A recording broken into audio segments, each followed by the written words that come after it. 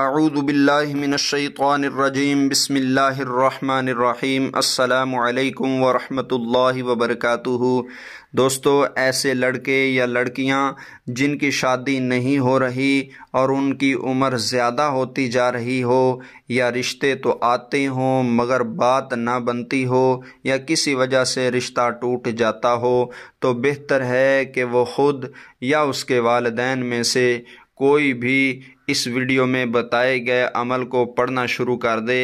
انشاءاللہ چند ہی دنوں کے عمل سے یہ تمام رشتوں کے مسائل حل ہو جائیں گے اور نیک اور اچھا رشتہ بفضل خدا ضرور ملے گا۔ لیکن شرط یہ ہے کہ لڑکا یا لڑکی خود کرے یا اس کے والدین اس وظیفے کو کریں، تو انشاءاللہ بہت جلد اس کا پھل ملے گا۔ دوستو، وظیفہ کس طرح کیا جائے گا؟ وظیفہ دوستو ہر نماز کے بعد پڑھنا پڑے گا۔ ہر نماز کے بعد صرف 20 دفعہ اور عشاء کی نماز کے بعد 21 دفعہ اس وظیفہ کو پڑھنا ہوگا۔ 4 نمازوں میں 20 دفعہ اور عشاء کی نماز میں 21 دفعہ اس عمل کو پڑھنا پڑے گا۔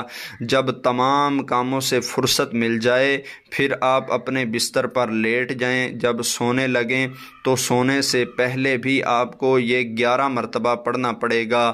دوستو، وظیفہ کون سا پڑھنا ہے کہ 30ویں پارے کی سورہ قریش کو آپ نے ہر نماز کے بعد 20 مرتبہ اور عشاء کی نماز کے بعد 21 مرتبہ پڑھنا ہے۔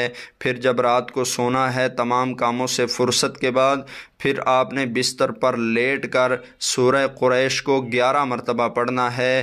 پڑھ کر اپنے ہاتھوں پر پھونک لگا کر ان ہاتھوں کو پورے جسم پر آپ نے ملنا ہے اور بغیر کسی سے گفتگو کیے آپ نے سو جانا ہے۔ اگر کسی کے والدین میں سے کوئی یہ عمل کرے تو سورہ قریش کو پڑھ کر وہ اپنے بچے یا بچی کے چہرے پر دم کرے یا لڑکے یا لڑکی کے منہ پر دم کرے۔ یہ عمل 21 دن تک کرتے رہنا ہے۔